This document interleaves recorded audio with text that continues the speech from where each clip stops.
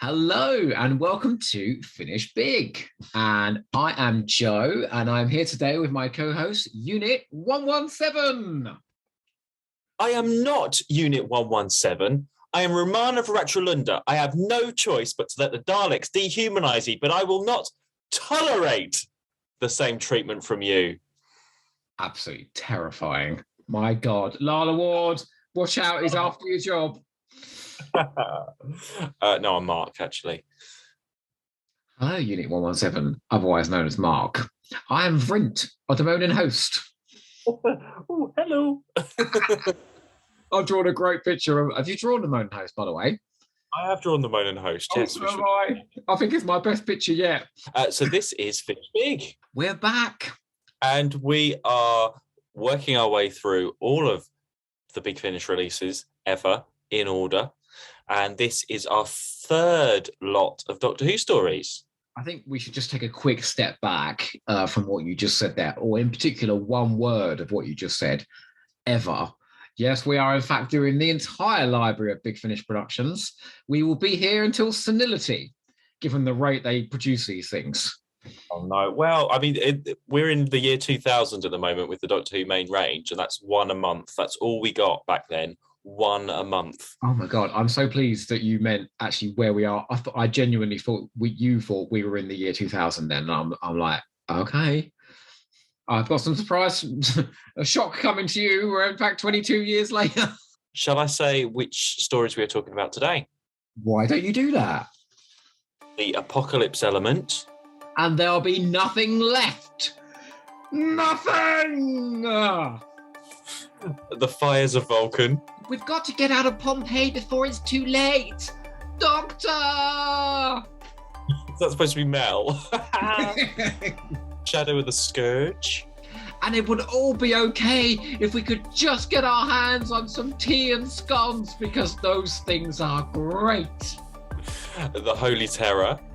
Oh, well. All hail Frobisher. All hail the Victorian bird. And the Mutant Phase. The Mutant Phase. Yeah, that's exactly what I was thinking. Like, you can't just say the Mutant Phase. The Mutant Phase. Oh my God, if Big Finish need a new Dalek voice, they should come to you. That was amazing. Well, let's go straight into our first release then, The Apocalypse Element. So this was released in August 2000, starring Colin Baker and Maggie Stables, with Lalla Ward returning as Romana, also featuring Michael Wade and Anthony Keach, who we've heard before as our Gallifrey people. This was written by Stephen Cole, directed by Nicholas Briggs, and music by Nicholas Briggs again. And sound design by Nicholas Briggs. If there's a Dalek around, it's Nicholas Briggs now, literally from now. A quick gossipy fact straight off the bat. Oh, straight into there, okay. Because, you just mentioned Nicholas Briggs' name a couple of times. He was not happy during this release. Okay, why? Well, he says in that Big Finish book that, we were promised 25-minute episodes, and the episodes of the Apocalypse Elements run, I think one of them runs to 40 minutes nearly. But essentially, he was supposed to be doing sound design and music for 4 episodes. But in running time, it was actually more like 5.5. But as you said, for the same money. And he actually is quoted as saying, for the same money. I thought he would be, I'll do whatever. It's for the Daleks. It's my... Well, he wasn't like exec then. Yeah, he was getting a bit... Yeah. Well, this was also before before the new series, before he was the Daleks on TV. Hang on. Can I just say, please, I do not think Nicholas Briggs is the Daleks, all right? I still would say Peter Hawkins back in the 60s is the Daleks. I don't think of, in the classic, a certain person like Nicholas Briggs for the new series, because there was quite a few different... It's true. Michael Fisher jumped in, didn't he? When prisoner has escaped, when prisoner has escaped, Yeah. Anyway, we're back. This is Dalek. This was billed as Dalek Empire Part 2, because we had the genocide machine last time. And there's not really that much of a link. They've all got Daleks in, basically. And it's building up because they are working by this point on the Dalek Empire series, I think. So I have got a fascinating fact about the linked four stories. However, I will not drop that until the Mutant Phase, which is later on in this episode. well, the big thing about this release, or for me at least, was Lalla Ward coming back as Romana. Barely into her first term of office, the then president was on Etra Prime for an official visit when, The planetoid vanished. Vanished? it was taken out of time and space, along with all personnel. There have been sporadic sightings of it rumoured since, but... Did you follow the map? To no avail. A year after Etra Prime vanished, 300 corpses were discovered here on Architrix, riddled with time distortion. You can imagine the outcry. There was almost war, but Architrix denied all knowledge. I take it your new president was among those dead. No, Doctor. Romana Dvora Trilunda remains missing. Romana? Like she had never been away. A bit like Mark Strickson coming back so soon. I mean, Lalla Ward would not be on my list of returning Why? actors. To who? I don't know. I just felt like she's in that category. You get the sort of Sophie Eldreds that will do anything and everything. I know, okay. And then you get the sort of actors which have you like Maureen O'Brien or Lalla Ward. There's that category of the actors that are like, okay, I don't want anything to do with, well, at this point in time, at least in 2000, I don't want anything to do with Doctor Who. And I had Lalla Ward down as that just for some reason, just in my head. And I'm pairing her with the Sixth Doctor as well. I find But it works really, really well in this, I think. They complement each other really, really well. They're both sort of haughty and aristocratic. And then you've got Evelyn there in the middle, who's very human. Romana is president of Gallifrey, and I think that had already been established in some of the novels. I was trying to find out where. I think in Happy Endings in the New Adventure, that's the first mention that Romana was, because the last time we saw her, she was in E-Space, wasn't she? And I don't know, it's just become, even by this point of this release, she was president, she was known as being president or ended up as president of Gallifrey at some point, didn't she? I think they're going with what was established in the New Adventures, which is that she came back in, I can't remember which book it was, but come Happy Endings, she is the president of Gallifrey. And so that's accepted here. And then she's taken away by the Daleks to Architrix, this planet that has been removed from space. And one of the first of like lots of massive ideas in this story. Well, yeah, I mean, the big sort of headline is Daleks invade Gallifrey for this. If this was like the movie poster, that's what you would see. It's the cliffhanger, isn't it? That was the selling point. And that's what I think a lot of fans wanted. And even early on in these Doctor Who, they're ticking those fan wank boxes, aren't they? Romana, president, Daleks invade Gallifrey, meeting different they're starting to tick those boxes even now. I mean, compared to what they do now. Well, I'm going to say something to you now that you probably wouldn't expect me to say, but I think this is a better Daleks Invade Gallifrey story than Day of the Doctor.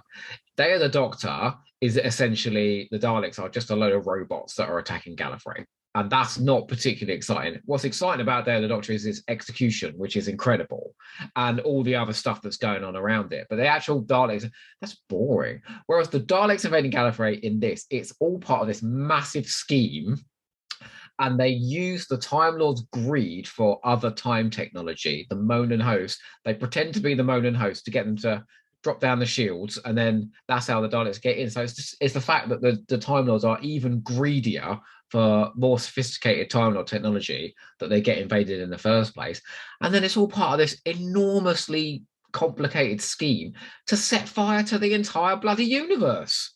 The Daleks here, and from the Genocide Machine as well, work really well for me because this is, okay, I don't count the books or anything. This is Daleks going back to their roots without Davros, and they're these ruthless machines that, because all we've had before is just Davros and the Daleks, and they got a bit sort of watered down. I don't know if that's the right word, but this is a real invading force, and they're building the Daleks' threat up again. You know what's even better is they're vicious. They are murderous in this. Like, forgive me, I'm going to shit all over Stephen Moffat again, but he just doesn't have the Daleks kill anybody. It's really frustrating. Whereas in this, it's a bloody massacre on Gallifrey, and before that, and they bloody have planets colliding, and the murder count in this story is astonishing. I mean, it's a Colin Baker story, so it kind of fits. There's where the Daleks, they need the retina to get through. A lot of the things on Gallifrey apparently need the retina, and there's a body, and they're like, take his eye out. And I don't know how a Dalek would take someone's eye out. Can't imagine, but it leads to that glorious sequence where Evelyn's eye is the one that is keyed into this technology, and she's taken like some Time Lord chamber where they're so fucking arrogant, like, you can't bring aliens in here, they're being incredibly xenophobic about humans. And then the Doctor's like, well, she's just the most precious person on Gallifrey now because it's her eyes that opens every bloody door. And this is Evelyn's first outing in space, and I really like her in that first episode. She's taking it all in her stride, like, oh, hello, going around. Lovely little alien. This isn't one of my favorite stories. I've never really enjoyed it that much. Still, I didn't really. There's good moments in this, but again, I think maybe the length of the episodes is something for me that I have a problem with. It was okay. And whenever I do, I love Evelyn. And we've had the Marian Conspiracy, Spectre of Lanymore. And whenever I do, I don't know if anybody else does this, probably not.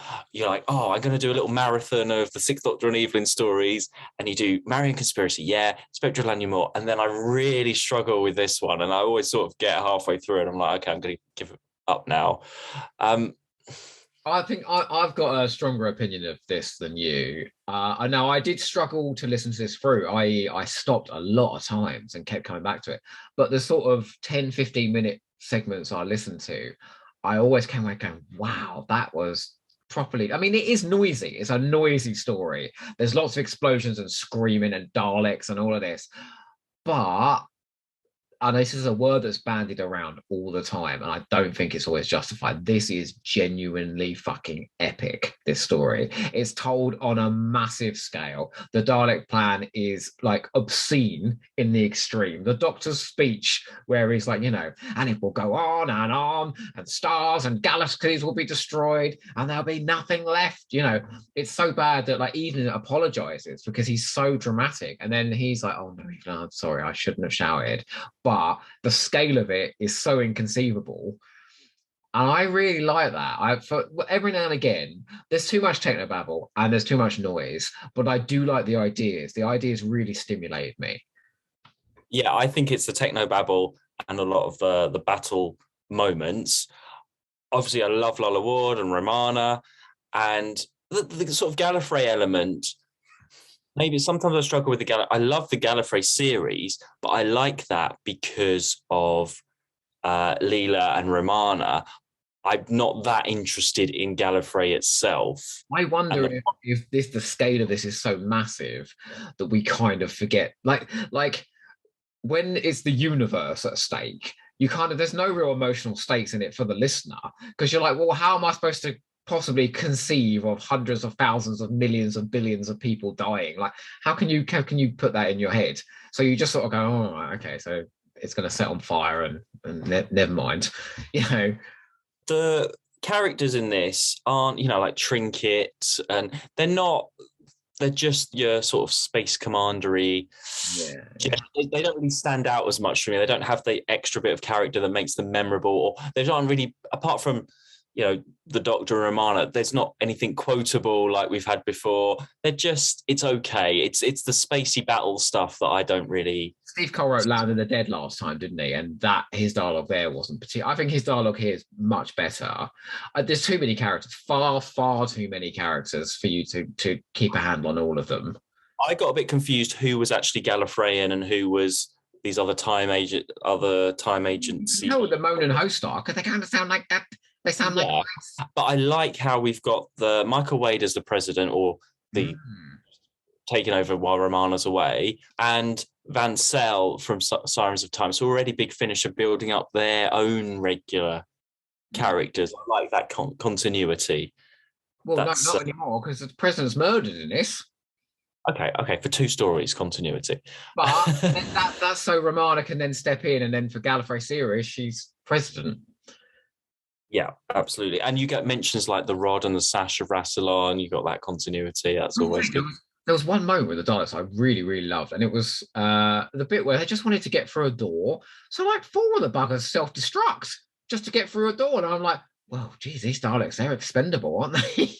And I did really love the cliffhanger with all the mutants all in like zero gravity. I liked all of that. I think some of it I found a bit difficult to visualize. So I was imagining, like in Genesis of the Daleks, where they're all in the incubation tanks. I was just imagining those things just sort of flying around. Yeah. And So it did give us a chance to have another Colin Baker cliffhanger going, no. yeah, exactly. I love those.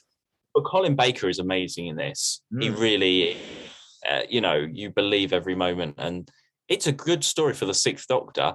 And like that speech where he gets really frustrated and angry. It's not that kind. And Evelyn is because Evelyn's supposed to be a bit more of a calming influence on him, but you tell the stakes are so high when he just completely flips out like that. It doesn't happen. I don't think he should lose that spikiness completely. That is the Sixth Doctor, I do like the sort of the cuddlier Sixth Doctor that we get, and he has some fantastic stories coming up when he is gentler. But he's still a bit of an arsehole, and he should always be a little bit of an arsehole, So, what do you think of Lalla Ward's president version of Romana? Because it's very different to her, season 17, isn't it? But it's not different from how she plays it in Gallifrey. And I'm so used to hearing her in Gallifrey where she is very shouty and the Imperiatrix and, oh, God, it turns me on a little bit. I've got to be honest. She's the only woman that could possibly turn me on, honestly, when she starts shouting her head off. And she shouts a lot in this. That's marvelous. I've heard some criticism where she plays it too moany and in the Gallifrey series and the later ones and some of the Tom Baker ones, she doesn't have that light sparkiness that she had on TV. But I suppose that's a progression of the character, isn't it? I don't think and she's been prisoner in this one particular. She's been a prisoner and she's been through a lot. I like that Gallifreyan version of her. She did though before this some BBVs. I don't know if you heard any of those. The Mistress and K9 set in E-Space. So she was okay. I take back what I said. BBV get away with that? That's clearly Romana and K9. Yeah. So they did a couple of those. Quite a few bits under the radar, didn't they? The Professor and Ace, Yeah. So I do recommend some of the Mistress and K9. I'm surprised Big Finish nowadays haven't got round to that. I think they're only just getting round to doing some Romana and E-Space stories. But I've got some facts for you, if you'd like. Oh, great. Yeah. So apparently the whole idea of the Daleks invading Gallifrey was Gary Russell's idea. And if you've ever read a Gary Russell novel, fan wank is his thing.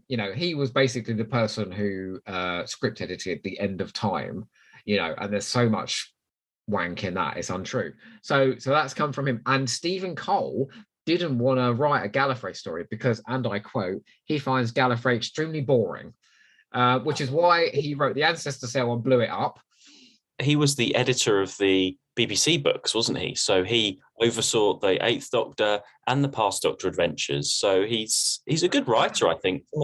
Kind of the golden handshake between Steve Cole and Big Finish that allowed Big Finish to start making Doctor Who. So, like maybe Steve Cole writing a few of these was, you can have the license if I write a few. No, I don't think he's by all accounts, Steve Cole is a very, very lovely bloke. This story got a massive kicking from the Doctor Who magazine, Vanessa Bishop, the reviewer. And apparently there was some exchanged emails between Colin Baker and Stephen Cole, bemused as to how this could be. That they thought they were delivering something that the fans would really want. And it basically, Steve Cole says it's the biggest kicking in a review he's ever had, the one from Doctor Who magazine, which has essentially called it a noisy mess. Well, I don't know. If you've gone from the Marian Conspiracy, Spectral and More, it is very different. It's a different style. But that's what Doctor Who is. You go from Cornish countryside to space, fire, I think Doctor Who should cater for every audience member. And that means not every story is going to be for you. If you've got a concept that can do anything, then you should do anything. And some things you'll like and some things you won't. And, But I still think this is like I gave this like an 8, I think, for my review log, and I think I'd give this like a 7 now. It didn't go down too much. I still thought it was pretty strong. I think maybe just a little bit of editing and just make them tighter 25-minute episodes. I think they could have been stricter, or they should have been stricter with that 25-minute format. I mean, we're only on release 11 and they've already thrown that out the window. Well, So you can edit things well. Why don't you do the Apocalypse Element Mark edit? yeah, why not? But while we are on this story, this was our drawing challenge for this episode. We had to draw the Moanin' Host, which is one of the big time powers. And I've drawn Vrint of the Moanin' Host, who is in a cell with Romana. Yeah, do you want to do your little impression? I am Vrint of the Moanin' Host. So actually, do you know what? There is the Doctor Who magazine preview comic, and I think Vrint is in that, but I can't remember that. I didn't have that in my mind at all. This is what I've always seen. Oh, really? Shall I show you? This is what I've always seen when you say the Moanin' Host. Okay. Yeah. That's a ghost. That's the Moanin' Ghost. Oh, hello. That looks like Caspar. Well, I don't know. It's just what comes into my head, okay? I see a sort of furry creature because they kind of sound a bit like the Packers. Yeah. So, and I've drawn, because unfortunately Paul Vrint actually does die in this story. Is exterminated by a Dalek. So I've captured that moment. Okay, so here is Vrint of the Moanin' Host. Oh, hang on a second. You drawn Beep the Meep. Hey? You. Oh no.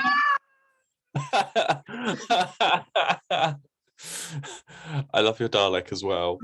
Yeah, look, here he is. Look, I've got the. I mean, the eye stalk looks a bit like a cock, but you know, never far from my mind. Anyway. Oh, okay. Very different there. Very different things going on here. Not exactly on the same page, are we? That's the joy of audio drama. It's whatever you want it to look like. I've got them things floating around in my head. You know, well, I've got little mice being exterminated. Oh, actually, before we move on, I've obviously got the physical CD here. I love that. The covers are getting better.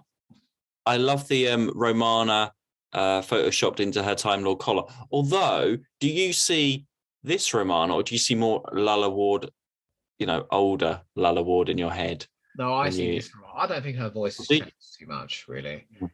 Well, and here we go. This is always my favourite bit. I don't know when they stopped doing this, putting a little picture in the middle. Having a great time recording there, aren't they? Why does Colin Baker have that look on his face? That's the look he had when he took the picture of me in Utopia. He was flirting terribly with me, and he had a face just like that.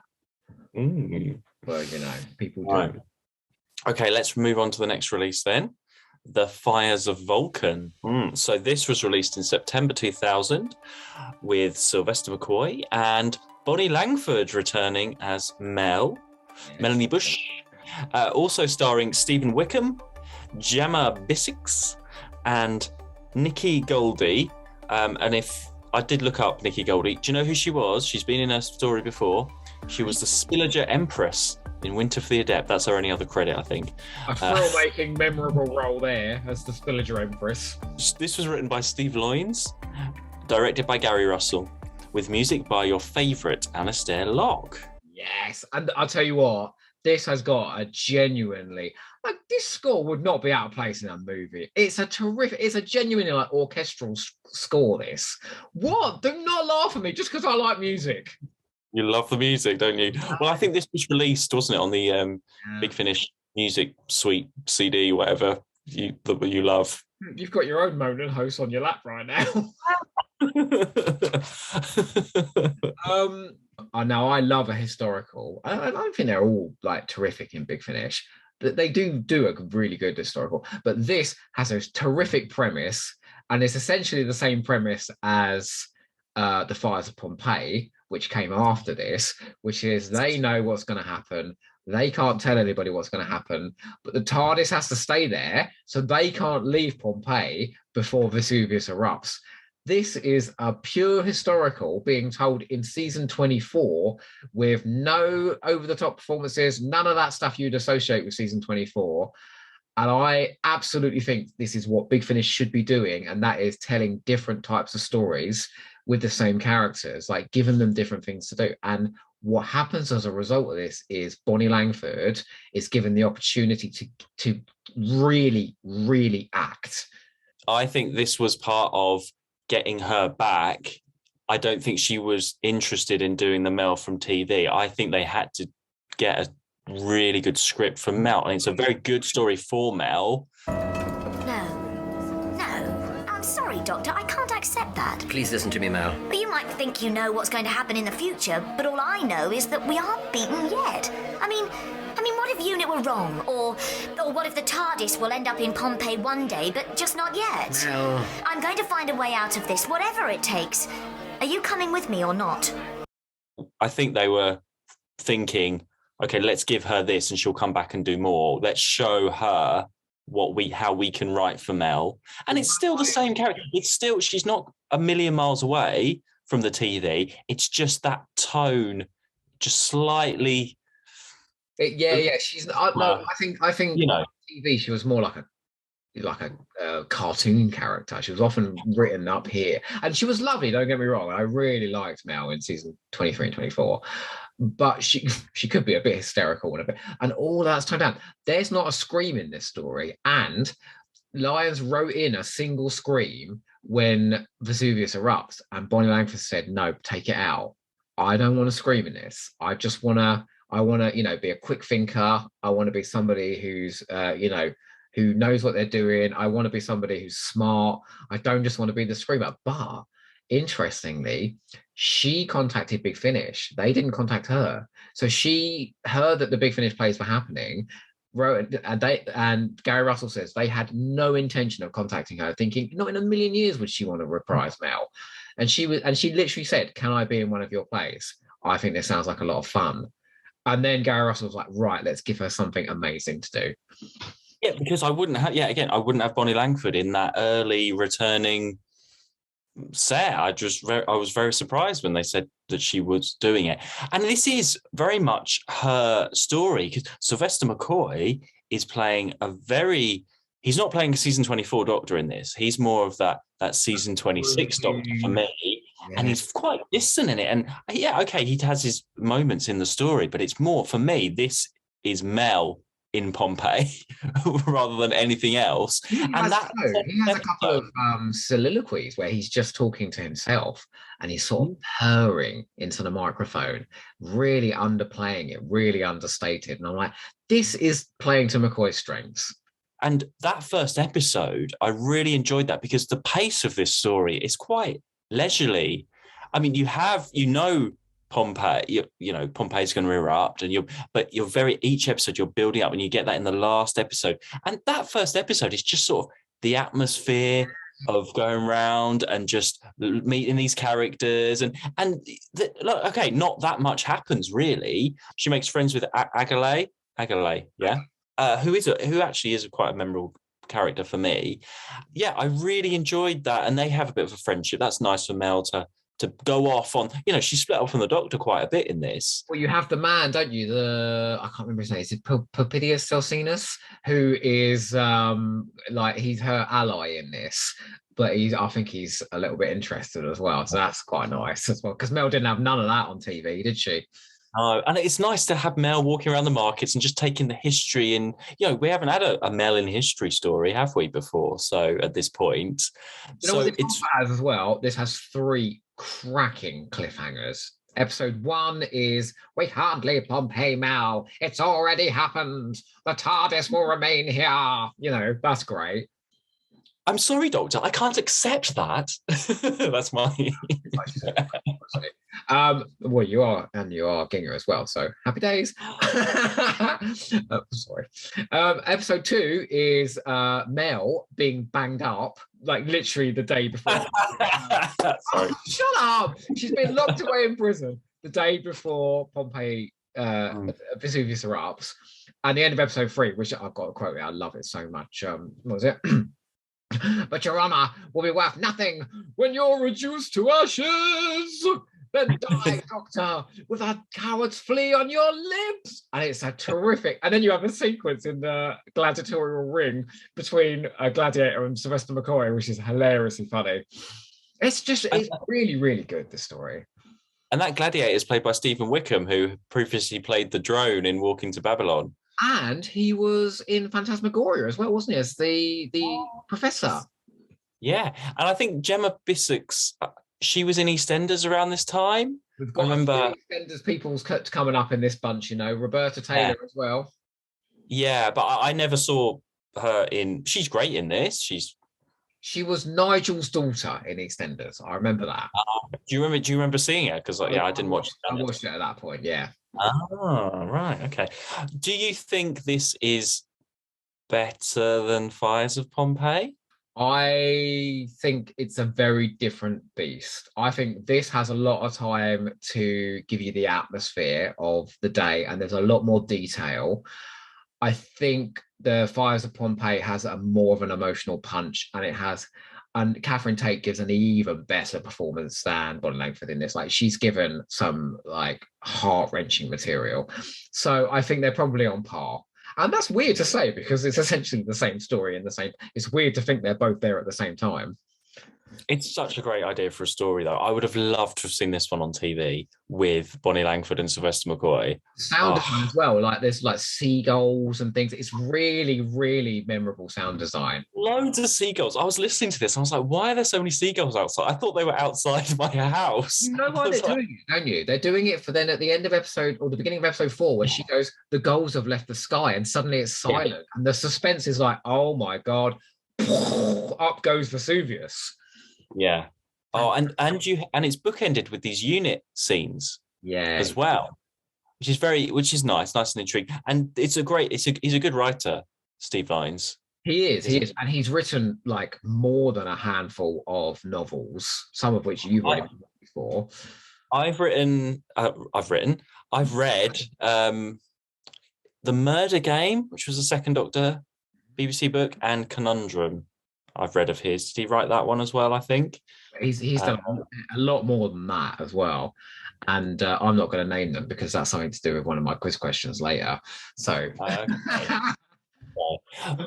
was trying to, the only thing, it's very interesting, the timey-wimey aspect of this. It probably doesn't, if you analyse it very closely, like all of these, it probably doesn't stand up and make it doesn't matter, does it? The Get Out clause is a little easy as well, and I was like, oh, okay, well, if I'd thought that through for 2 seconds, you know, but it traps them there, and that's what's interesting, is they're trapped in what appears to be an impossible situation, and that brings out interesting moments. And I love the bit where McCoy's like, you know, you need to go, and I'll look after this, and she's like, no, I'm not, I'm staying, I'm going to sort this out. Like, Mel's on fire, literally, not just her hair, she's on fire.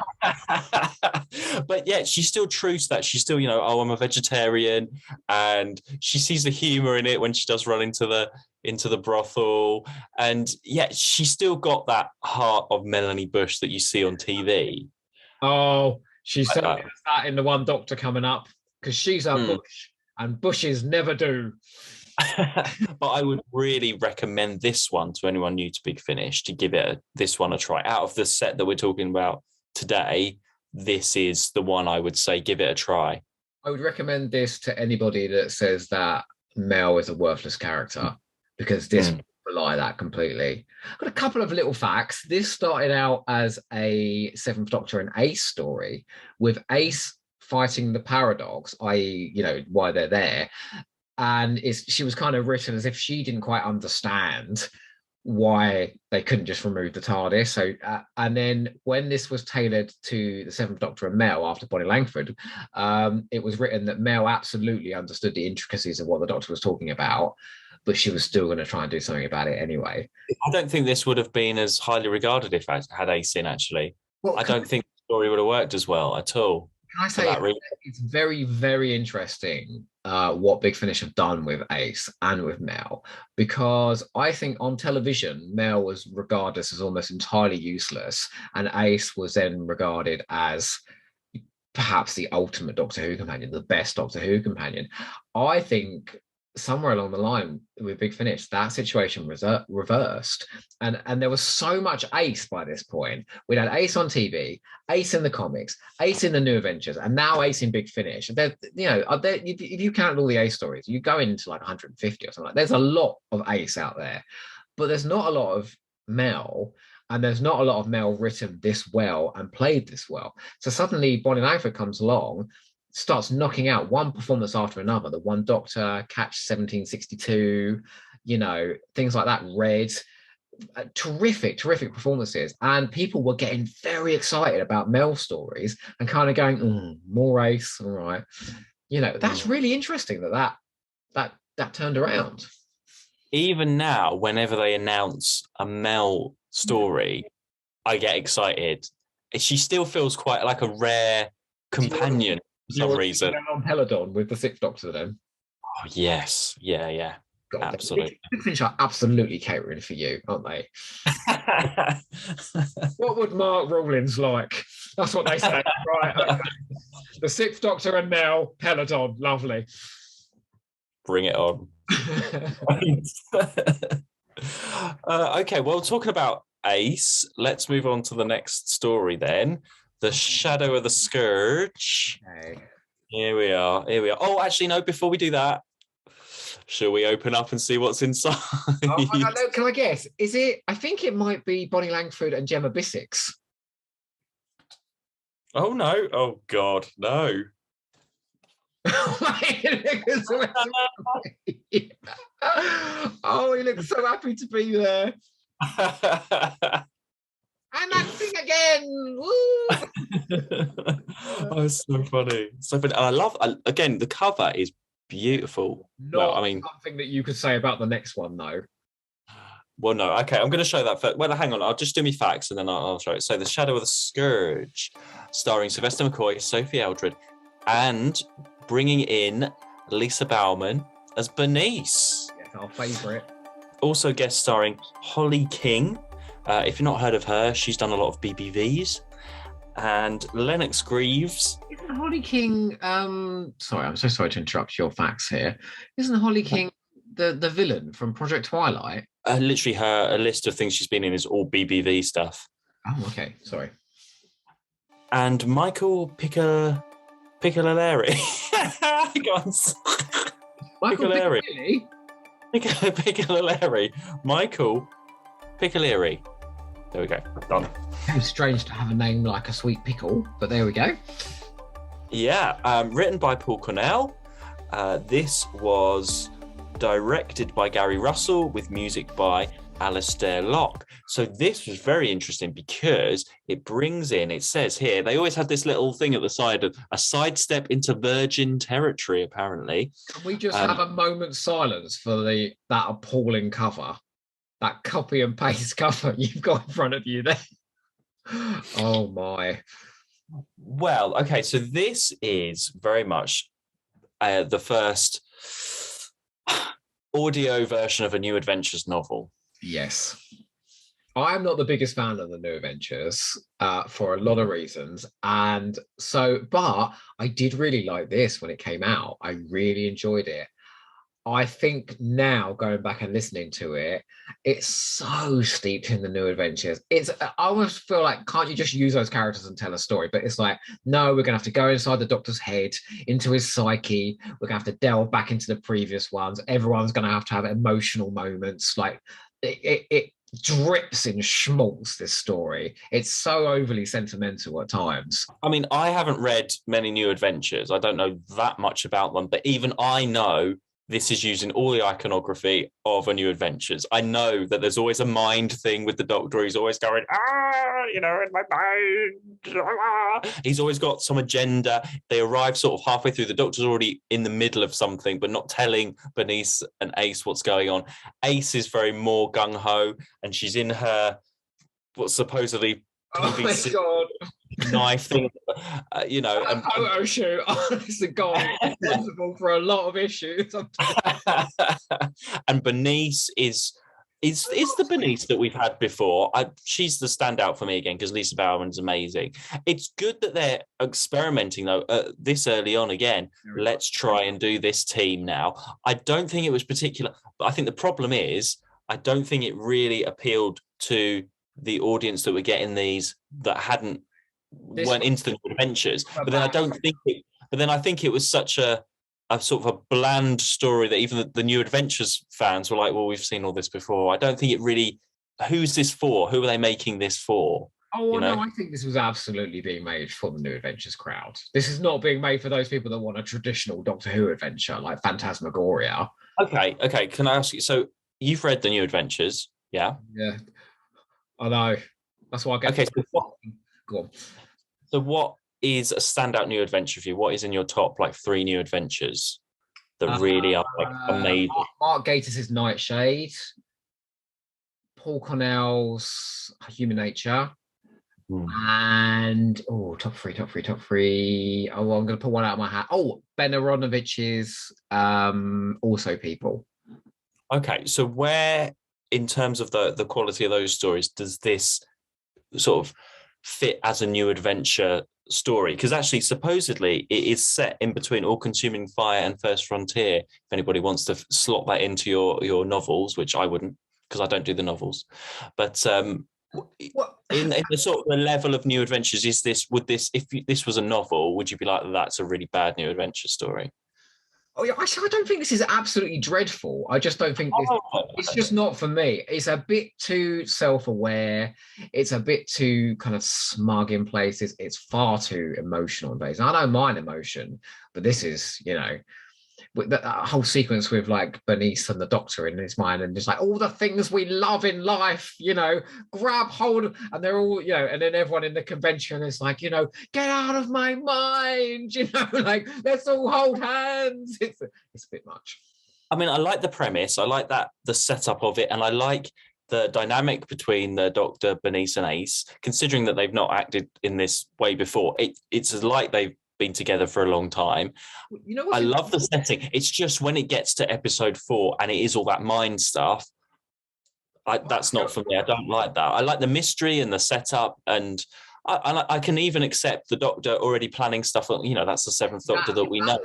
And he goes, I'm giving the Earth to the Scourge. I thought that was a great moment. I was like, okay, there's nothing more new adventures than that. Oh, the Doctor's gone bad. He's siding with the villains. He's a villain himself, because they often portrayed him as being a bit of an arsehole, didn't they, in the new adventures? You weren't quite sure, and he was manipulating everybody, and he's clearly doing that here as well. I love how they go off and they've got their own little. The convention has 3 different groups, so they all go off and investigate one. I love Bernice is still brings the humor to it. Yeah, I don't mind Ace in this either. Well, no, that's my biggest sticking point as ever. Because, no, wait, don't roll your eyes. It's just an opinion. I think Sylvester McCoy actually plays the New Adventures Doctor very, very well. And I actually wish going forward there was a bit more of this, because they go back into his sort of season 25, hey, start me, McShane, and sort of terrible. Whereas he is underplaying a lot of this, and he's very menacing, and I like that. Lisa Bowerman is typically excellent, and I think the two of them have a really nice chemistry. Sophie Aldred is playing this hardened space bitch Ace, and that's what she is at this point. She's been off to Space Bitch Academy, and she walks around in a leather suit with a knife. I mean, it just sounds like the Ace from season 25. Doesn't sound any different to me at all. This is where the cover helps, because in my mind, she is in that PVC outfit and she looks different, and she's confident. She can go off on her own. She can have that adventure on her own and sort stuff out. And I don't know, I don't mind her like that. She's playing it more.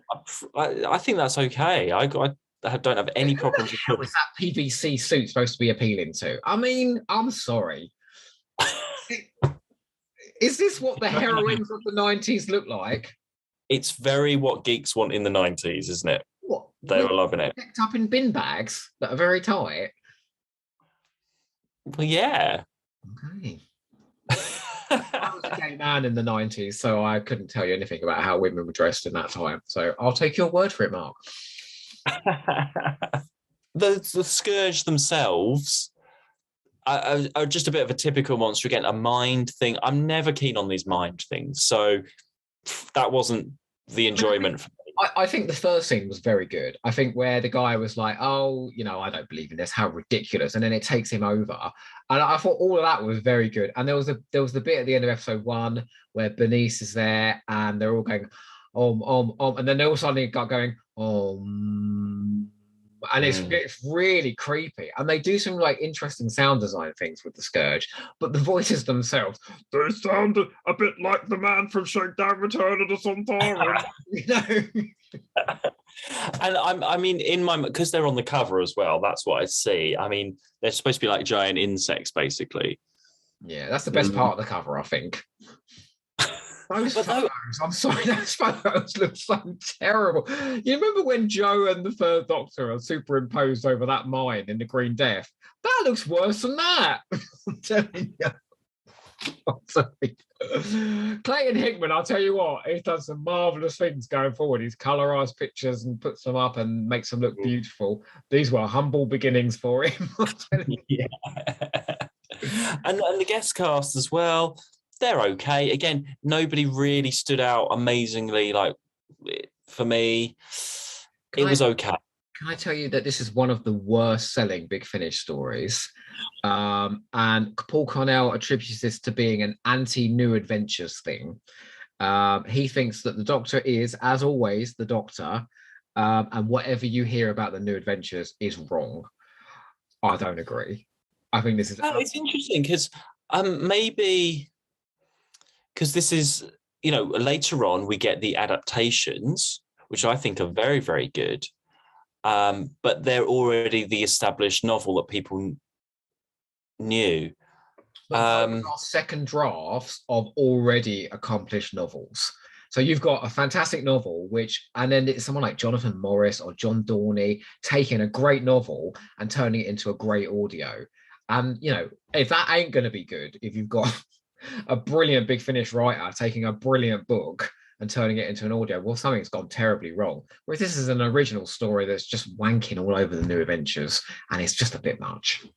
Maybe people just saw the cover and didn't buy it. Maybe that was it. You know what the wankiest idea of all is? And Gary Russell vetoed it. He said, no, we ain't doing that. Paul Cornell wanted to set this at a Doctor Who convention. Oh, no. Oh, that would be...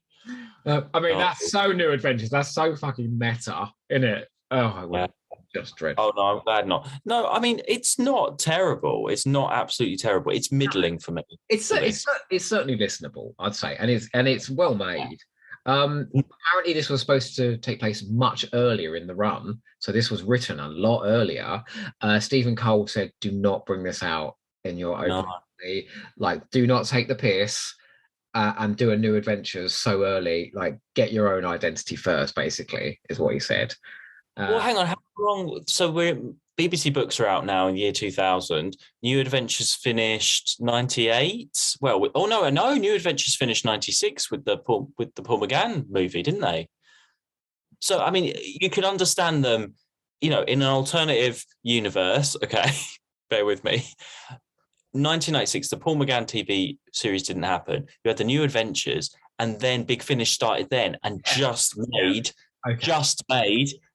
a series of and that's all they did. They didn't. This was the continuing series. I mean, because if the New Adventures had continued, I think they would have regenerated the Doctor in the books at some point. They just couldn't have kept churning out 7 Doctor books forever. No, but they would have stopped the books, and then they would have done this lot. Would have been big. Doctor Who is now being made. This is the new season, the Shadow of the Scourge. Well, this could have been. But also, this just goes to show how this was the new Doctor Who of the time. So this was considered like as important as televised Who was back in the day, because Cornell insisted on writing Bernice into this because he wanted to canonize her by having her actually being performed within a Doctor Who story. And I think that's quite nice, I I mean, she doesn't need it because her own range is amazing. But let's be honest, that's a very niche range, only being listened to by that corner of fandom. Whereas this has probably got a wider audience as a whole. Can I just say about Sophie Aldred for a second? There we go.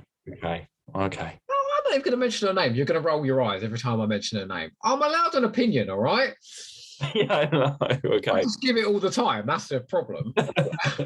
It's well, you've had to listen to it more than most, and that is that when they take away her hearing and she just has to shout her way through the last 2 episodes, and she's literally like, "Oh, you like my knife, do you?" And I'm just like, "Oh God, this is not good it's not good acting." They're not gonna have us.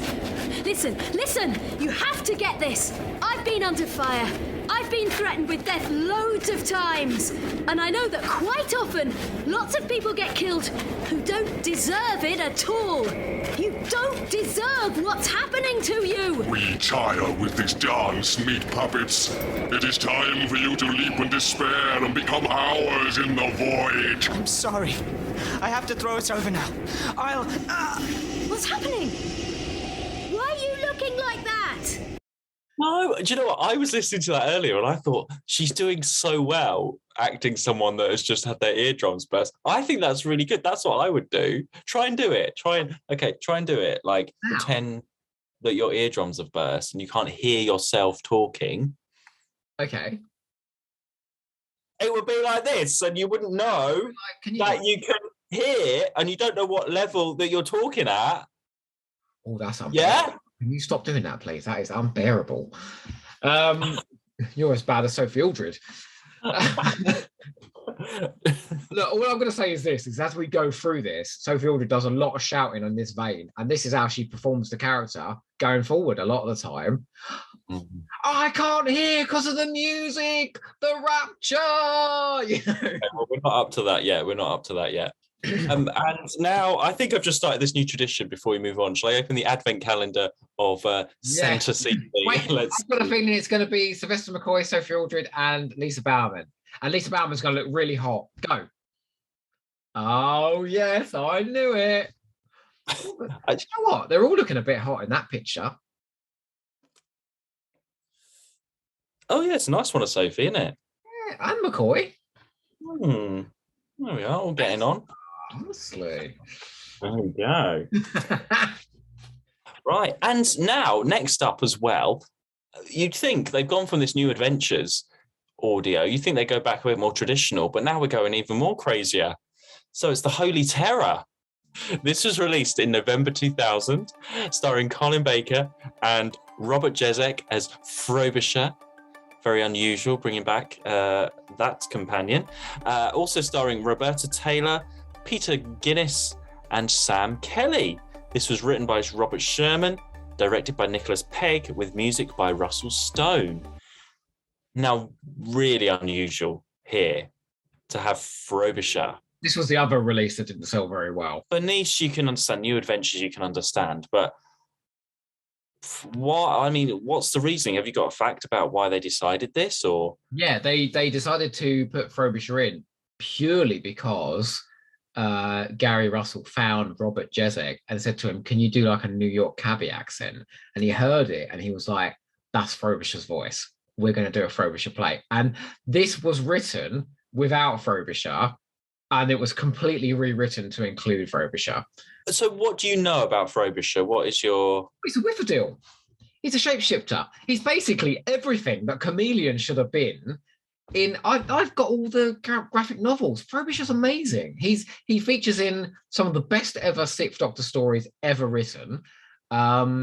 It's full of, like, all of the stories are full of fabulous gothic imagery and mad creative storytelling. And he is a wonderfully comic character with a lot of pathos. And he changes shape to whatever the story needs. Like, this is exactly what Chameleon could have been. It's almost like they looked at Chameleon and thought, well, let's just do it, but do it well. Yeah, I knew him from... at this point read some of I got the Doctor Who Classic Comics and they'd reprinted some of the Sixth Doctor. It was the Sixth Doctor Perry and Frobisher, wasn't it, for some of them? Some, and then Sixth Doctor and Frobisher for others, depending on. Yeah, I mean, in my mind, didn't have this American accent. He didn't have to have. I don't know why he needed to have this American accent, but he plays it brilliantly. Oh, yeah. His performance is excellent. Like, he manages to be extremely funny and very touching in this story. I am yours to command, Your Omnipotence. What are your orders? Well, I don't have any at the moment.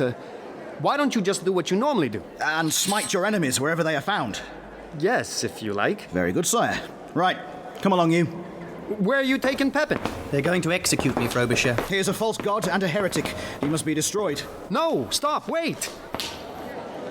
I forbid it. You can't forbid it, my friend. It's the Constitution. I must be put to death. The lying blasphemer speaks the truth, Your Majesty. Well, I pardon him. How about that? What if I pardon him? Well, it's never been done before. Well, I'm doing it now. Pepin, I hereby pardon you. Yada, yada, yada. There, done. This was always, I got this much, much later. I didn't get this at the time at all, much years and years later. But it was always up there in, this is the best Big Finish. This is one of the best written stories. This is funny that it always topped the polls, but it would, for the best story, but it was probably the lowest selling one as well. So I don't know how that... It topped the Doctor Who magazine poll that year, and yet it was one of the lowest selling because of the Frobisher thing, I think. And this is Robert Shearman's first contribution to Big Finish. Robert Shearman, who is one of the most accomplished writers ever to write for Doctor Who, I think. So I know you love this and you want to just burst with saying how amazing this is. I didn't find it that great, but what I was thinking a lot throughout this is Robert Shearman writing a play, and I know his style of writing. I've got his short story collection that Big Finish released. This could just be a really interesting play. It doesn't have to be a Doctor Who story. I feel like the Doctor Who element has just been shoehorned in. He pitched this to like theatres as a play about a god and about a child not being corrupted by language and all of this. And he kept getting back, well, this is a bit too much like Doctor Who. So he wrote it as a Doctor Who script. So I would describe this as a bit of Doctor Who, a bit of Gormenghast. Oh, yeah. Meets Blackadder. Yeah. In a way. And it's not necessarily the style that I enjoyed a lot of the humour, and it's definitely Robert Shearman's unique way of writing characters and humour, and the lines is very much him if you know his stuff. And I like some of that. But if I'm sitting down to enjoy a Doctor Who story, this might not be the one that I would choose. You're mad. I'm sorry. Okay, go on then. Okay, you go. Okay, what is amazing about this? I wrote a good and a bad. Okay, so my good is I think it's extraordinary storytelling. It's labyrinthine. It's got twist after twist after twist. It has amazingly good dialogue throughout. Thoughtful dialogue. The performances and the production are both peerless. It has a script that tackles existentialism, infanticide, religion, mental health, murder. I mean, these are not your typical Doctor Who subjects. So talk about a sideways step, but it tackles them all brilliantly. I'll just put Berengaria because I think that whole character. I remember the pleasure you took pulling the wings off flies as a child, but where's all that evil gone, Childeric? Roberta, despite the fact that apparently she did not understand the script at all, gives a brilliant performance. It's got fantastic jokes. It's got very, very dark humor. The deaths in this are really disturbing. Colin Baker is amazing. Frobisher is amazing. And I think the last episode, the murder that sweeps through that castle is unforgettable. And the climax, which is Sam Kelly reduced to tears as he admits that he murdered his son and then commits suicide, and the Doctor and Frobisher can't do anything to stop them, is one of the best endings of any Doctor. So it reduces me to tears, and it's all because of the performances. And I was in tears listening to this a couple of days ago. I just think this is extraordinarily good. And I understand completely why this wouldn't be for everybody, because it is very different. And it is really out there. and it's not doing what Doctor Who normally does, but I absolutely want to celebrate it for that. I absolutely appreciate, the performances, the storytelling style. Although I don't know, I just didn't always keep my concentration. Maybe that's just the style of Doctor Who that I like. I love a Terry Nation story. This is about as far away as you can get from your classic Terry Nation, isn't it? Action adventure. I like simple stuff, all right? In terms of sort of how smart this is, there's one little scene, and it's not really anything important, but it's a great example of how well written this is, where it's like, oh yes, it just so happens to be that the book, the Bible of that particular god is the length of the book that I happen to pick up. And the Doctor goes, oh, it's just a pamphlet. It's hardly many pages at all. Is there anything you know about the life expectancy of the current god that we should know about? It's just so clever. The whole story is full of clever moments like that. I really love the characters as well, and how it's leaning into the cliches, like the cowardly priest and his terrible card tricks and things like that. And how at the end he's like, I want to be better than this. I don't want to be this person that's cowardly and runs away from it. And then when his time comes and he's killed, he's like, no, I'll betray them all. He just can't break out of the cliches of who he is. And then the twist that it's the TARDIS finding another TARDIS, I really love that as well. And the last scene between the Doctor and Frobisher is just so lovely, where he's like, I really thought I could do something to change what was happening here. I really thought I could make a difference. And the Doctor says, like, with a sigh, like, I know, I've been there. I know. I just think it's thoughtful and funny and scary and smart. And I just think it's one of the best Doctor Who stories ever. I think it's marvelous. I love the voice of the child is particularly creepy. So scary. Are you my father? Tell me who my father is. The bit where he says, like, my poor, beautiful boy, how could I ever dream of hurting you? I mean, this is very adult Doctor Who. This would not be made by Big Finish now. No, not at all. Absolutely not. I do get why it's so good. But it's just not for you. But no, it's not necessarily for me. And again, I wouldn't recommend this to someone who wants their traditional Doctor Who story. Not at all. Not at all. I mean, do you know what? The Holy Terror, you can imagine if this was Tom Baker in this. Colin Baker. It was supposed to be Tom Baker in this, wasn't it? Yeah. How can Tom Baker read this and be like, I'm not doing Big Finish? I mean, I appreciate, you would think that was his kind of thing, that he would want to be part of something like that. And I would love to see this as its own play. I think I would enjoy it more as a non-Doctor Who story if it was its own thing. But in my mind, I was picturing this like Gormenghast style, all the costumes and the way those characters are over the top, sort of operatic nature of it all is. I think that's some like this is so unlike any other Doctor Who story. I cannot do anything but celebrate that. Like, I think, it is its own unique thing. Okay, so the child. Okay, now I don't know. It's very abstract, this picture that I've done. But what comes into my head when I hear that voice, okay? No, actually, no, you go first. Okay. Go on. I drew mine in 30 seconds, so you have to forgive me, all right? Are you my father? Are you my father? He's covered in blood because he goes around murdering everybody. That's horrible. Sorry. Well, surely yours has got blood all over it. No, see, I see something really weird. But you do. I see something really, really weird. I see this sort of thing. Oh, why has he got a penis for a mouth? I don't know.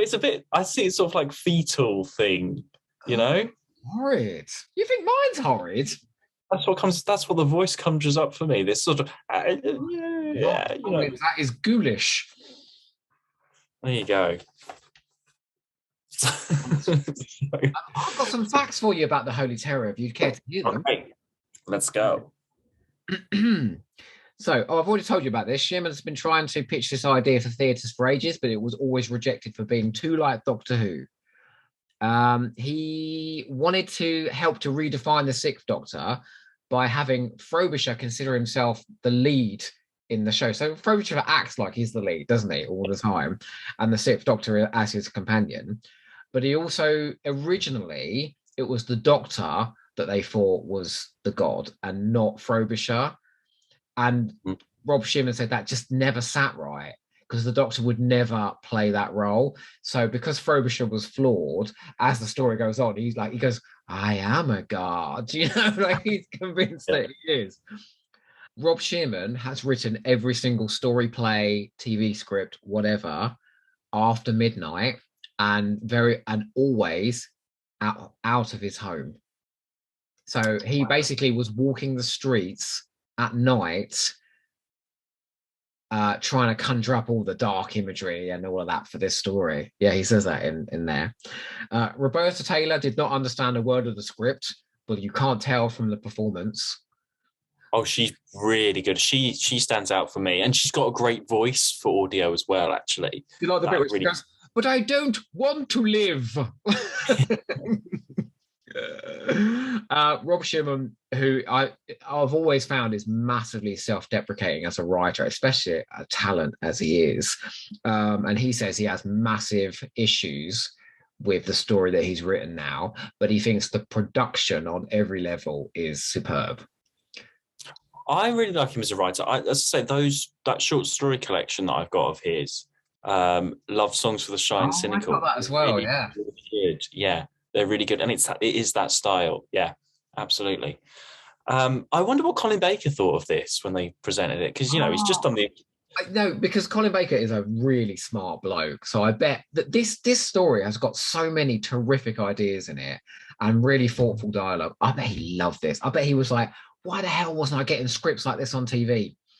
And it's interesting that it is Frobisher and it's not like Perry or Mel or anything. It just wouldn't work. You just can't see it in any, Frobisher is great in this. I say, it's not my favorite story, but I appreciate Frobisher and I do like him. And I love that they should do some more Frobisher, I think. I get it. Of all hail Frobisher. All hail the big talking bird. It's one of the best.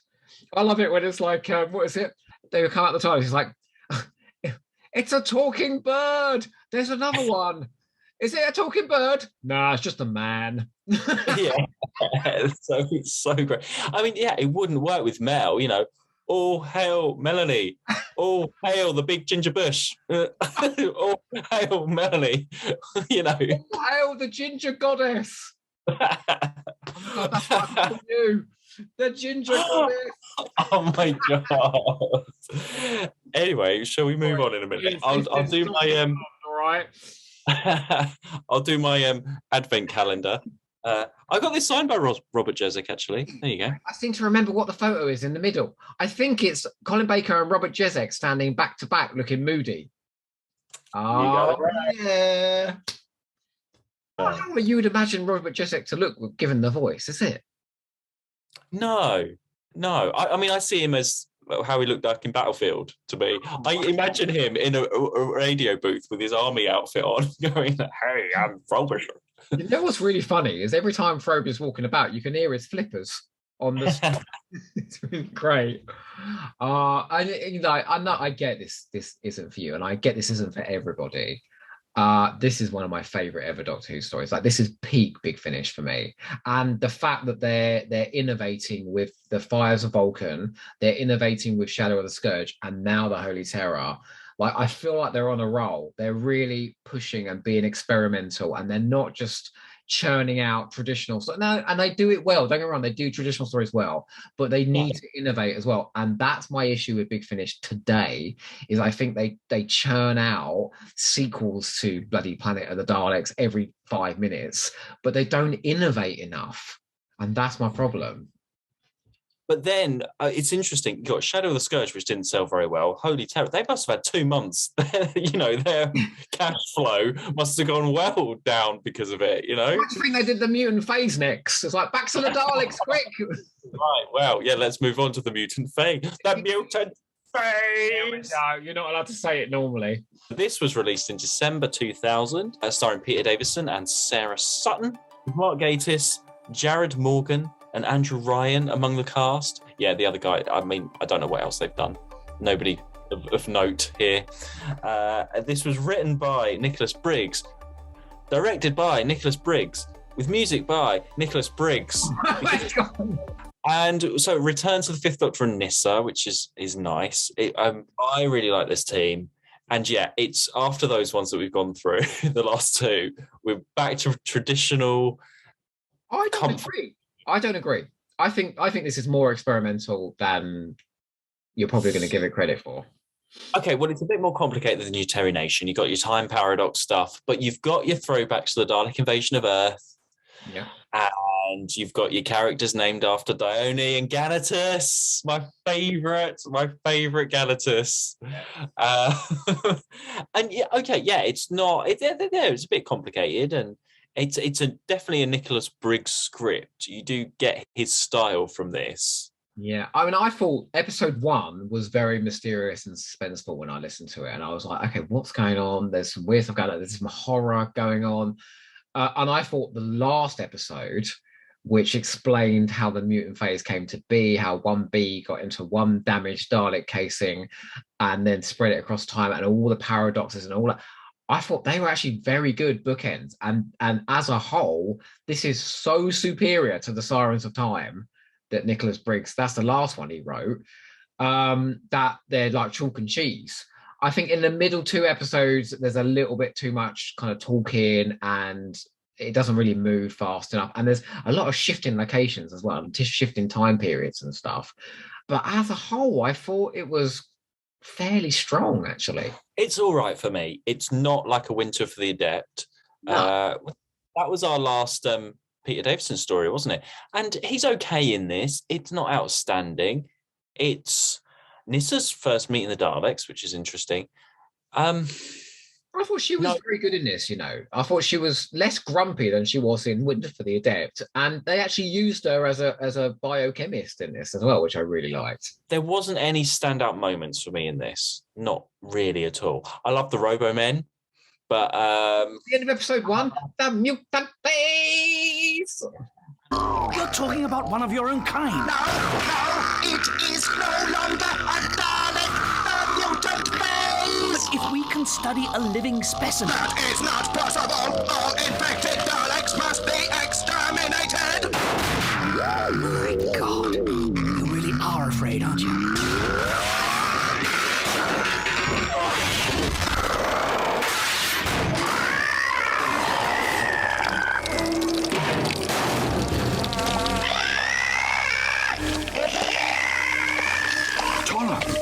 Look at it! I liked the Dalek Emperor in disguise element of it. It was okay, and I did get this one at the time, and it's just one of those ones that are like, yeah, it starts off all right, but then you get a little bit bored in the middle, and you're like, I like the fact that the Daleks are on the back foot in this. They're scared because this thing is ravaging their population. And it does sound really horrific when you hear the Daleks like, and they're all like, they're turning into fucking wasps, aren't they? That's what's happening. They're mutating into wasps. It's horrible. What is your Dalek Empire link then? Okay, so the idea was that this email went around, okay, to all the writers of the Dalek Empire stories, that all of the stories were supposed to be linked because they were all set at exactly the same time, but in different parts of the universe. Okay, so it's the same period of Dalek history. This could ruin your chronology. No, wait. And then at the end it said, please discuss. Well, Nick Briggs was appalled at this notion that all the stories would be taking place at the same time and pointed out several things like, how could they be doing this in the Serifia galaxy And in this story, they need a time sensitive, but they've already got Romana in that story. And he was pointing out all of these kind of inconsistencies with the storytelling because they were all set at the same time. And Gary Russell went, well, it's already been decided. So that's that. And then what happened was all the writers went away and wrote their own stories, and they all ignored the fact that it was supposed to be set in the same time period. There's no reason. Yeah, I've always wondered why. Yeah, Dalek Empire, Part 3. And you're like, well, it's just they've all got the Daleks in. I couldn't see any other link between them. I think the idea was it was supposed to be more link, and the writers just did their own thing. And you know what? It was probably just so people bought all four, you know? Yeah, I suppose so. Again, for this, I mean, there's Dolores and Albert in this. That's all right. And they were that memorable, really. Mark Gatiss turned up in episode 2 playing this very softly spoken person. I thought he was pretty good, actually. He was in some quite good scenes. And look, there's some genetically modified rape. That was Nick Briggs' dialogue, man. Okay, so I did have some things under bad. So I said more inept Nick Briggs dialogue. It's another very plot-heavy Dalek story after the Apocalypse element, and what we kind of need is like a character-heavy Dalek story, like you get in Jubilee. That's got great characters in it, you know. I put it's too serious. There's no levity. There's no real jokes in this. None of the original characters impact me at all. Like I can't remember any of them apart from their names, and I can only remember their names because they're the same as characters. I just excited every time someone said Ganatus. That just, got me. What I really liked was the ideas, was like the time loops and the paradoxes. I like the idea of the Dalek Empire, Skaro being destroyed, the Doctor having to go back in time and try and save the Daleks. I liked all of that. I thought he was juggling up some interesting ideas. A bit sort of anti-Genesis of the Daleks, the other way around in a way, which was a great concept. But yeah, it just didn't have that extra.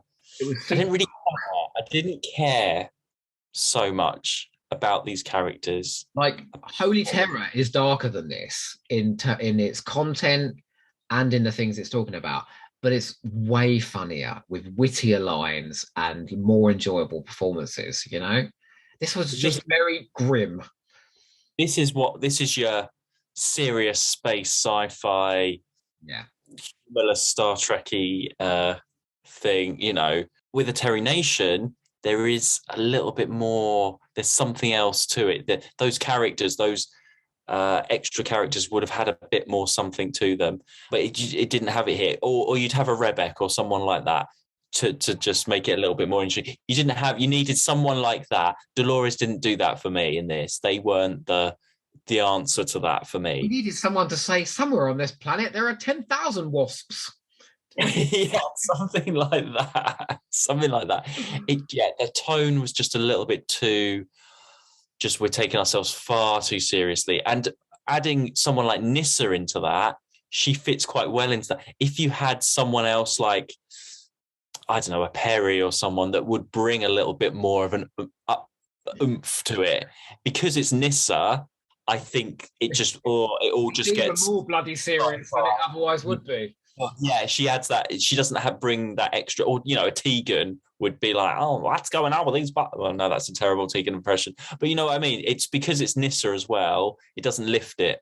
But I did think that Davison and Sutton were very good in this, and I think they found a great group from Land of the Dead to this. They found a great chemistry. Yeah, but it's just not the right script really for this duo, I don't think. Time Evil that comes up soon, set on Traken. It's a lot lighter story. Now they're quite serious in it, but Nyssa gets to have a little romance and things, and it's quite nice to listen to. I shouldn't really have time to have romance in this one, but I would suggest if you are suffering from depression, you do not listen to the Mutant Phase, all right? Yeah, I wouldn't recommend this as a typical Fifth Doctor and Nyssa story, actually. It was a pick-me-up. Oh, no. And like you say, coming straight so soon after the Apocalypse element. Yeah. The same. I'm going to say, these 5 as a whole, I thought there were strengths in all of them, and I don't think there was an out-and-out dud in these 5. I think the best were fantastically good. That's Pompeii and Vulcan, and the Holy Terror, and the other three all had big things to recommend about them. I think the last set that we did were all above this lot. Red Dawn. Oh no, well, okay. I don't know. This isn't my. It's not my favorite bunch. It's not There's my favorite. a lot more trad and simple, Mark, as well. These are just middling for me. These are just middling. Oh wow. Okay. So that really does show where you and I kind of diverge when it comes to audio. Did you see the original cover for this, where they were going to use the big gold blobby Dalek, and they released that first, and then I think it was the Terry Nation estate wouldn't let them do it. It's out there online. I'll put it up. But when I remember seeing previews of it, and I think the advert even for Doctor Who magazine had the big gold Dalek in the middle there instead. With all the different lights around his bulbous head. Like the comic, the TV comic one with he's a big round. Yeah, that's the Dalek Supreme. He's got like loads of lights around his head. Not the Planet of the Daleks one. No, the one from the comics. Well, he's just big round he's got like 5 or 6 bulbs around his head. You have a look. Oh, okay. That one, yes, that one. So how would you rank these 5? Oh, hang on, I need to do the advent calendar first. Oh, sorry, go on. The printing didn't come out well on this one. Oh dear. Who's that on the other side? Sarah Sutton and the Dalek. I can't see her. What? She's there. No, that's her head. That's a terrible picture. Your head. They wanted to get the Dalek in, so never mind Sarah Sutton. Oh, bless. Oh, okay. Right, okay. Rankings then. I'm going to go Fires of Vulcan. Okay. Shadow of the Scourge. Okay. Mutant Phase. Holy Terror. And the Apocalypse Element. Oh, it couldn't be more different, I don't think. No, actually not that different. Very difficult. I'd say Holy Terror by a mile. Fires of Vulcan. Apocalypse Element. Mutant Phase, Shadow of the Scourge. Yeah. Differing opinions there. Yeah. So where are we going next? Well, I think we need to go back in time and visit Mr. Doc Oho. Hey ho, hey ho. It's time for Doc Ho.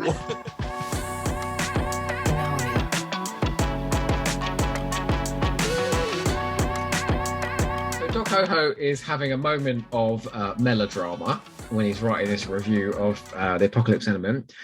And you get an escalating threat in this story, a dangerous swelling of drama, finally bursting in the last gloriously destructive last episode.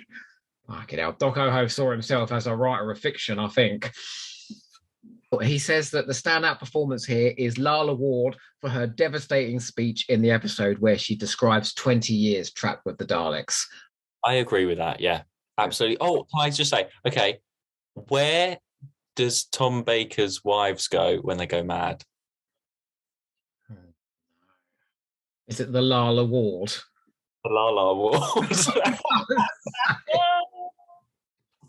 Sorry. Don't give up your day job. And Doc also says the Apocalypse Element is an audio tour de force, as in an audio experience. And I think the audio design on this is very strong. Now, it's noisy, but I think Nicholas Briggs has to convey a lot of stuff happening. Daleks blowing up against walls, Dalek mutants out of their shells, planets blowing into each other. You know, like he has to do a lot, and he uses like old-fashioned sound effects, doesn't he, as well? Old TARDISes and the Dalek time machine and all of that. You know, I think Doc Oho may have a point.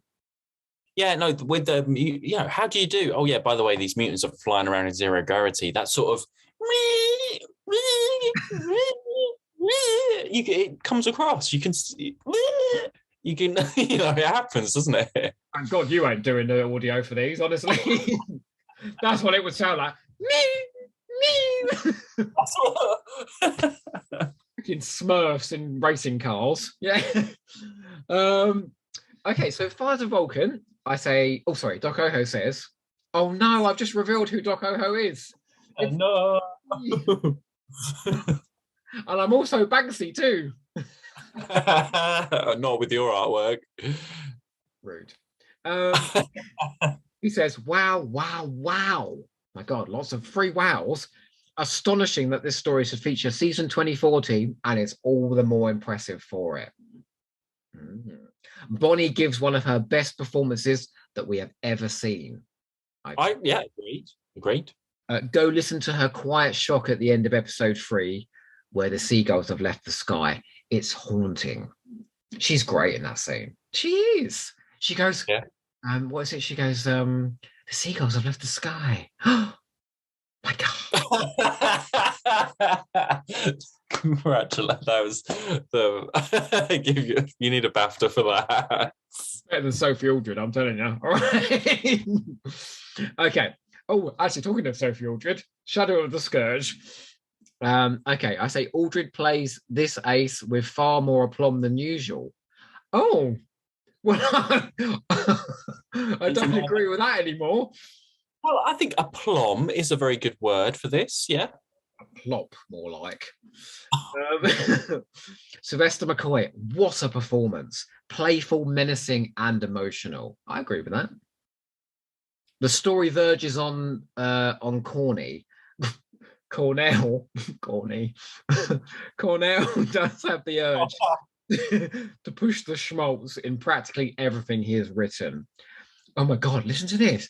Listen to that fucking ego of this Doc Oho. You tell the story and I'll decide what's important. God, I'm surprised anyone read that blog. What did you give that out of 10 then? An 8 at the time. I'd only give it a 6 now. I gave Fires of Vulcan a 10 and Apocalypse Element an 8. Holy Terror, I gave, obviously, a 10. Here we go. You're going to rave about this one.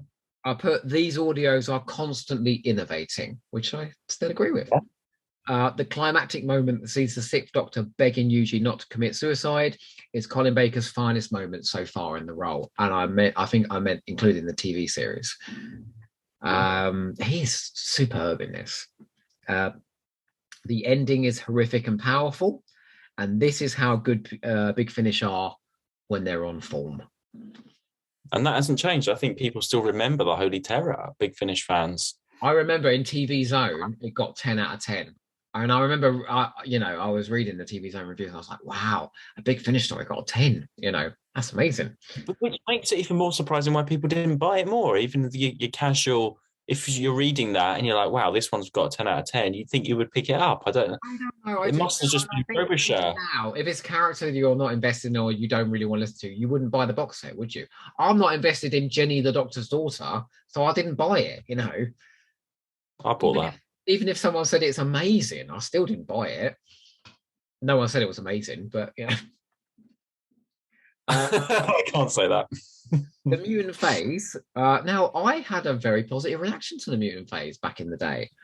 I used to hate the Mutant Phase and never got past episode 2. Oh, what a fool I am, is what I said.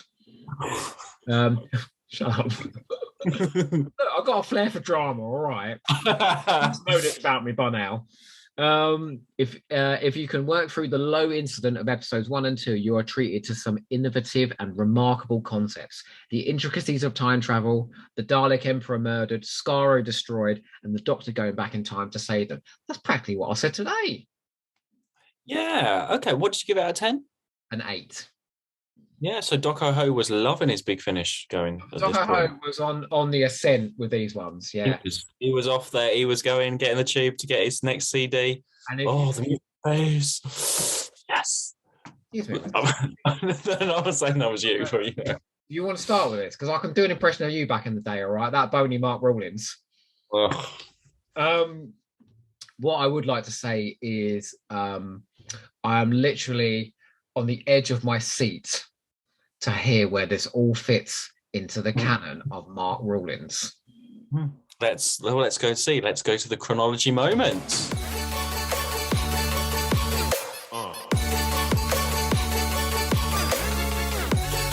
we're still fairly easy with our releases at the moment. So Apocalypse Element, we're building that season with the Sixth Doctor and Evelyn. So we've got Marian Conspiracy, Spectre of Lanyon Moore, and then Apocalypse Element straight after that. So we're building that up. Maybe another 2 releases, and then that's our first season done there.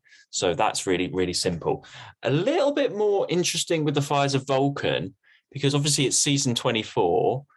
I'm going to put this before Dragonfire. So after Delta on the Bannerman, before Dragonfire, which is the latest it can go, obviously, because Mel leaves. Mm-hmm. And, I mean, it's not the tone of season 24 at all. We will get some other releases as well that slot into to this season to mix it up a bit. But I'm putting it right there because Mel says that the stand-up moment, she goes, I was starting to think he didn't need me anymore, which is quite a nice sort of, and then she leaves in Dragonfire next. So, that's my reasoning to put it so late. He spent the whole of Delta on the Bannerman with Ray. That's probably why she thought that. Yeah, and I like the idea that Mel's like, oh, I'm just here. I'm here to look after him and to, and because it's such a sudden leaving in Dragonfire, really, isn't it? So it's if you can find these lines in these audios to sort of build it up, if you are doing that marathon, it just makes it more of a bigger picture, doesn't it? Interestingly, in Paradise Towers, I think Mel's at her most over the top, but in Delta and the Bannermen, because it's all on location and it's set in the, she brings it. She's very naturalistic in Delta and the Bannermen. So actually, if you're going to put it anywhere, it makes sense to come after that, where she's totally, Yeah. So that's that one. Shadow of the Scourge. We're going to be building up our little season with Bernice and Ace. So at the moment, it is after Survival, obviously, and then pre-Benny on her own in her own series. So it's right in the middle there on its own so far. We will get other stories around that, building that up. Really, really simple. Holy Terror. Now, this is very interesting. We've got the Evelyn series after Trial of a Time Lord.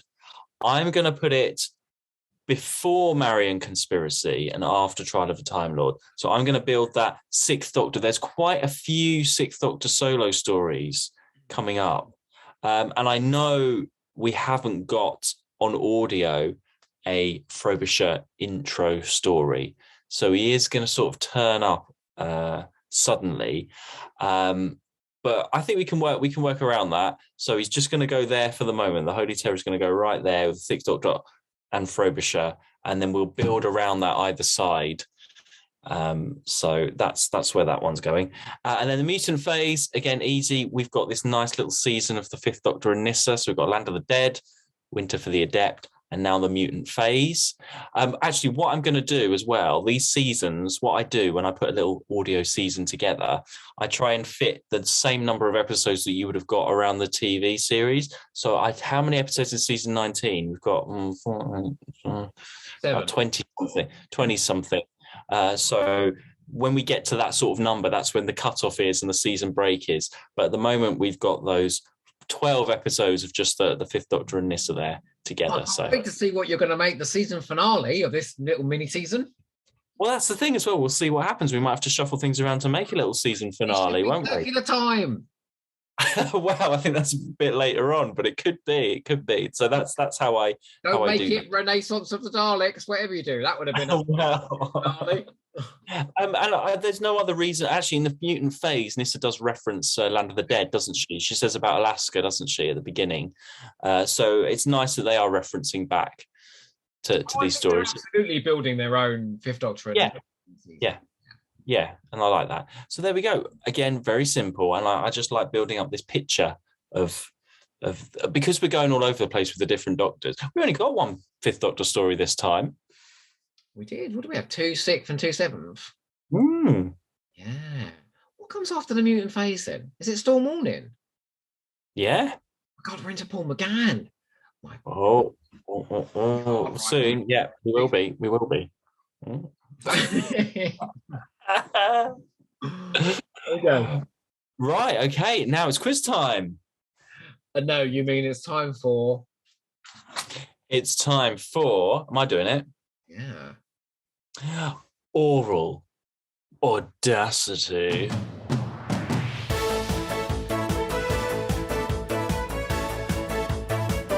Right. Who's on the leaderboard at the moment? Are we sort of equal? I believe it is 2-1 at the moment to you. 2-1 to me. Right. Okay. But Would you want to this go? is where things could change. Oh no. Well, you love these stories sort of better than me, so I think you're gonna. Okay, go for it. Go for it. Okay, so the apocalypse element is spell Serifia Galaxy. Oh, Serifia Galaxy. Yeah. SUR.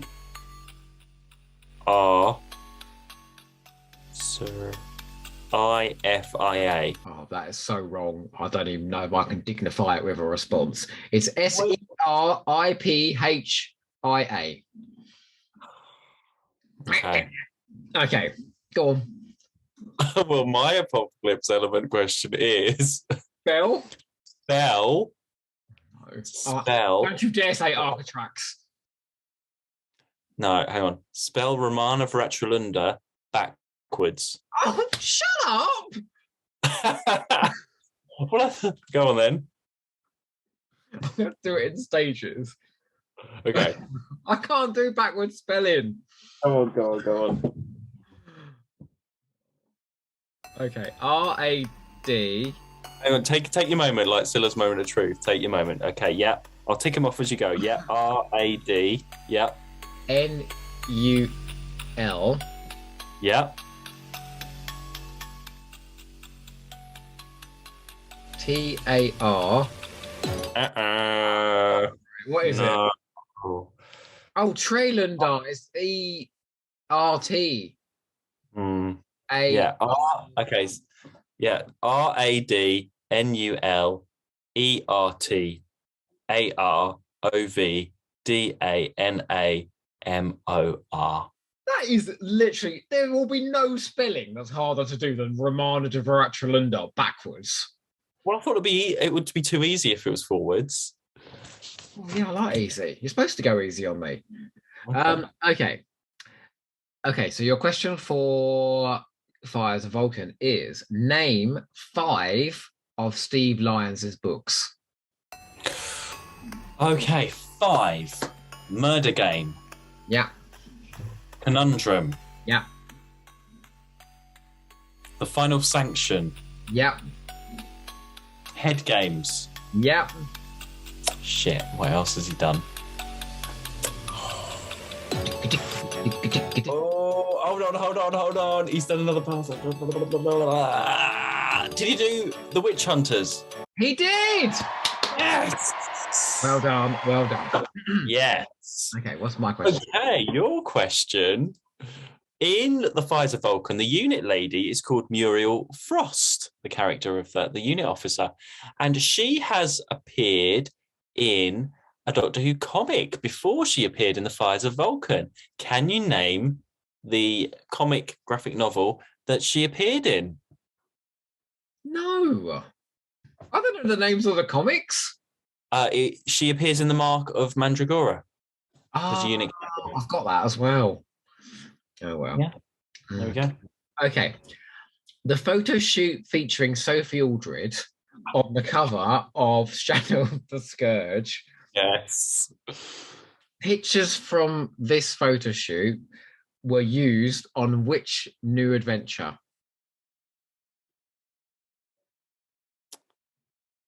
On the front of a book? Yeah. First Frontier? Damn it, that is the correct answer. Oh, I didn't go hard enough for these. No, I only know because I've got that one and I remember it, yeah. This was also a 2-part question, sorry, because I figured that might be quite easy. What are the name of Bernice's turtles? You're only getting half a point if you only get one. Squidgy and Speckly. Well done. I only know that because that's my question for you for Shadow of the Scourge. What do we do now? Well, it's Squidgy and Speckly. Woo!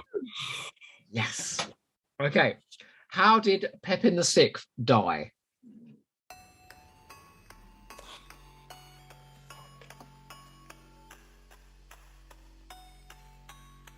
I don't know.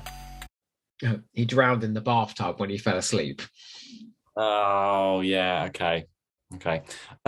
Can you name the other Big Finish audio that Frobisher appears in? Oh, yeah, of course. The Maltese Penguin. Oh, yeah. Okay.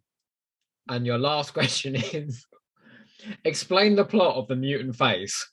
Oh, shut up. What? Well, there's this. That's not my real question. Oh. What has Nyssa been repairing in the TARDIS? Oh, fuck. It's an audio circuit of something. The audio circuit of. Because she says. About hearing a plane from Alaska or something.